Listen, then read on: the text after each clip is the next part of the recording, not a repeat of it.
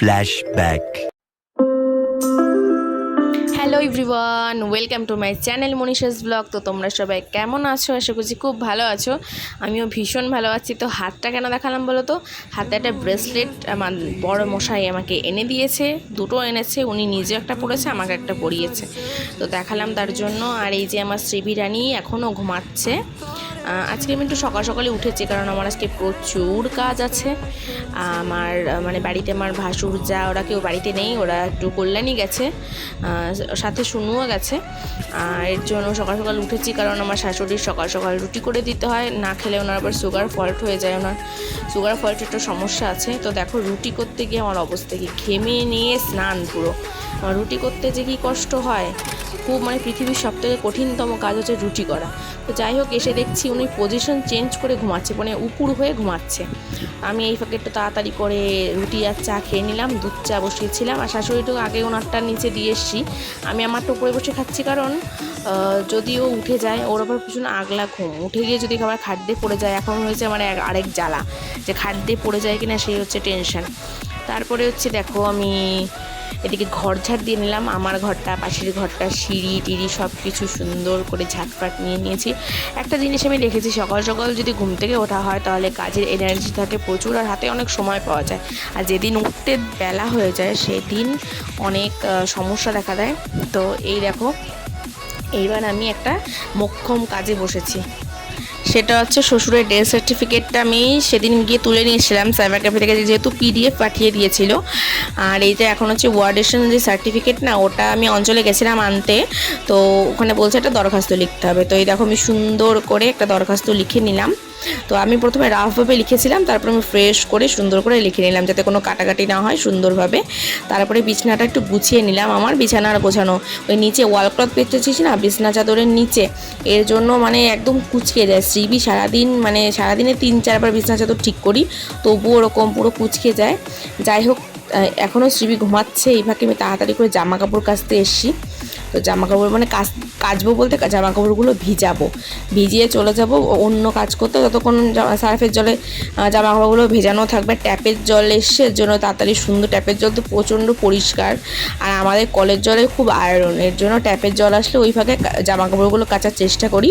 তারপরে এই ফাঁকে গাছটা ঝাড়া দিয়ে সাদা ফুল, জবা ফুলগুলো তুলে নিচ্ছি। আর আগে এখন তো বাসি কাপড়, মানে বাসি কাপড় বলে সকালে আমি জামা কাপড় ছেড়েছি, তাও মানে এটা পরে ঠাকুর ঘরে যাবো না, একবারে স্নান না করে যাই না। এর জন্য বাইরেই বাটিটা ছিল ঠাকুর ঘরের বারান্দায়, বাটির মধ্যে সাদা ফুলগুলো তুলে নিলাম, আর জবা ফুলগুলো স্নান টান করে তুলবো। তো এইবার দেখো, ওই জামা কাপড়গুলো যেগুলো ভিজিয়েছিলাম সেগুলো কেচে দিলাম, কেচে ধুয়ে সুন্দর করে মেলে দিলাম। এইবার হচ্ছে ঝট করে উঠোনটা ঝাড় দিয়ে নেবো। অ্যাকচুয়ালি ভাবি কি, উঠোনটা মনে হয় ছোট, মানে দেখে মনে হয়, কিন্তু ঝাড় দিতে গেলে তখন বোঝা যায় যে কতটাই বড়। আর এত পাতা পড়ে থাকে, ফুল পাতা টাতা, এর জন্য মানে ঝাড় দিতে খুবই অসুবিধা হয়। আর এদিকে গাড়িটাও সামনের মুখে দাঁড়িয়ে থাকে, জামা কাপড় উঠোনে মেলা আছে।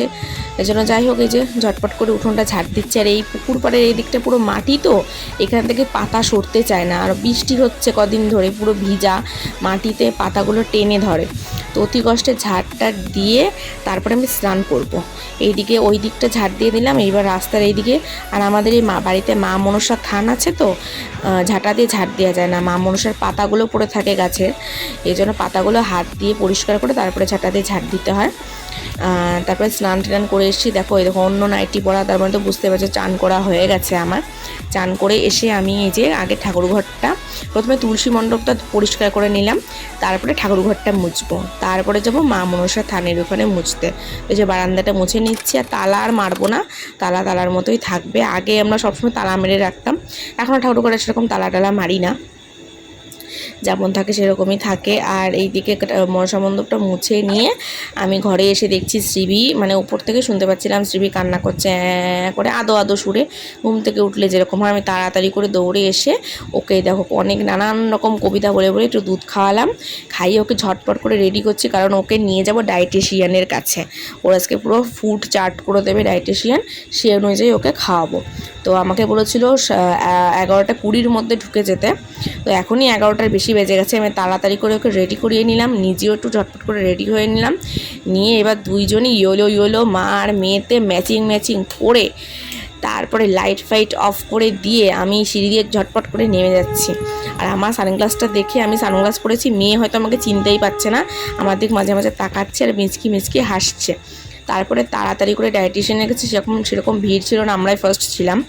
গিয়ে সব কিছু করে মানে দেখিয়ে টেকিয়ে সব লিস্ট দিয়ে দিল উনি আমাকে কী কী খাবো না খাওয়াবো। তারপরে হচ্ছে একটু বাজার করলাম, মানে পনির নিলাম, আদা নিলাম, টমেটো নিলাম, সব বাজার থেকেই নিলাম। নিয়ে তাড়াতাড়ি করে বাড়ি এসে, অন্যান্য দিন আমি শাড়ি পরেই পুজো দিই, সন্ধ্যাটা নাইটি পরেই দিই, কিন্তু আজকে আমি নাইটি পরেই পুজো দিচ্ছি। এই দেখো তাড়াতাড়ি করে পুজো টুজো ভোগ টোগ দিয়ে দিলাম, সবার চরণে ফুল নিবেদন করে দিলাম।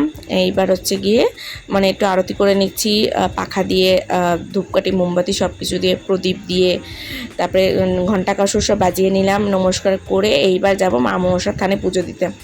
তো এটাই আমাদের বাড়ি, মানে সবসময় আমরা ঘরের পুজোটা আগে দিই, তারপরে গিয়ে মা মনসারে পুজো টুজো দিই, মানে দুধকলা দিই, তারপরে লাল জবা ফুল, বেলপাতা, ওখানে শিব ঠাকুরও আছে, দিয়ে টিয়ে তারপরে পুজো দিয়ে ভোগ নামিয়ে তাড়াতাড়ি করে ভাত বসিয়ে দিয়েছি, কারণ শাশুড়ির মোটামুটি ওনার একটার মধ্যে খাওয়া অভ্যাস। কিন্তু আজকে আমার যেহেতু একটু কাজ ছিল, মেয়েকে নিয়ে ডাক্তারের কাছে গেছি, 11টায় বাড়ি এসেছি 1টা, এর জন্য একটু দেরি হয়ে গেল। তো এখন মোটামুটি 1:30 বাজে, আর আমি তাড়াতাড়ি করে ভাতটা চাপিয়ে দিয়েছি একদিক দিয়ে পনিরের তরকারিটা আমার তাড়াতাড়ি করে হয়ে গেল মশলা করে। আর এই যে আমি উচ্ছেটা ভাজবো, ভেজে শাশুড়িকে খেতে দিয়ে এসেছি। আর এই দেখো আমিও একটু খেয়ে নিয়েছি ভাত ঝটপট করে। আর ওনাকে একটু কাঁঠালি কলা এনেছিলাম বাজার থেকে, ওনাকে একটু কাঁঠালি কলা খাইয়ে দিচ্ছি। আর ফ্রিজে দেখছি একটা দই ছিল, আমুলের মিষ্টি দই, সেটাও একটু খেয়ে নিলাম। তো চলো আজকের ব্লগটা কেমন লাগলো জানিও। Tata, by.